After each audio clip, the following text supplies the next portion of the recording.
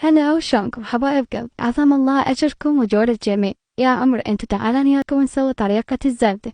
هنا عندي كيلو تمن عنبر غسلته ونقعته من الليل، وبعد هالصبح رجعت أغسل بيه حتى يصبح الماي مالته أبيض. لازم نغسلوه غسلة كل زين. وبعدها هنا فرغت الماي مالته وراح أضيفه بجدر. ضفته هنا بالجدر وبعدها راح أترس الجدر ماي، يعني ترسين الجدر كل زين. وبعدها تخليه على النار، وبعدها شوفوا هنا استوى عندي التمن تماما. أجيب المدراخة أو الهراسة وهرسه كل زين.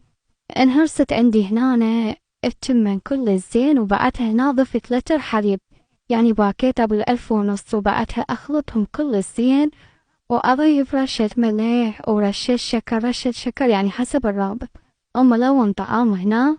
وبعدها هنا أضيف أقلاص ماي ورد، وبعدها هنا نص كوب هيل، وبعدها هنا زبدة أو دهن حار، أنا ضفت دهن حار.